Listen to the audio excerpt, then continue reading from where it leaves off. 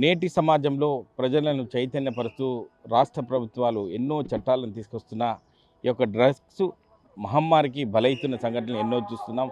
దీనికి సంబంధించి మెదక్ చర్చ్ వద్ద ఈరోజు క్రిస్మస్ వేడుకల సందర్భంగా ఎక్కడైతే సెలబ్రేషన్స్ జరుగుతాయో అక్కడ వినూత్న రీతిలో ఉన్నటువంటి సూర్యాపేట జిల్లాకు సంబంధించి మద్దిరాల, అదేవిధంగా గోరెంట్ల పనిచేస్తున్నటువంటి తెలుగు ఉపాధ్యాయుడు ప్రభాకర్ ఉన్నారు ప్రస్తుతం. ఎందుకంటే ఒక డ్రగ్స్ మహమ్మారికి తన స్నేహితుడు బలయ్యాడని చెప్పి ఇటువంటి ఎవరికి జరగద్దు, ఖచ్చితంగా నేను అందరికీ ఆదర్శంగా ఒక స్ఫూర్తిగా ఉండాలి, నా తోటి మిత్రుడిని ఎలా కోల్పోయానో అట్లా ఎవరికి ఇంకొక మిత్రునికి జరగద్దు అని చెప్పి ఉద్దేశం కొద్దీ ఈరోజు తనకు సంబంధించిన వేషధారణలో ఈ యొక్క క్రిస్మస్ వేడుకల సందర్భంగా చేస్తున్న పరిస్థితి. దీనికి సంబంధించి ప్రభాకర్ తెలుగు ఉపాధ్యాయుడు ప్రస్తుతం అంతా ఉన్నారు.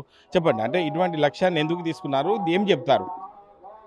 నమస్కారం సార్, నా పేరు రాచకొండ ప్రభాకర్.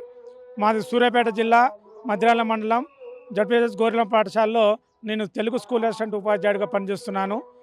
ఈ కార్యక్రమం తీసుకోవడానికి ప్రధాన ఉద్దేశం ఏంటంటే, నా మిత్రుడు ధూమపానానికి అలవాటు పడి గొంతు క్యాన్సర్తో చనిపోవడం జరిగింది.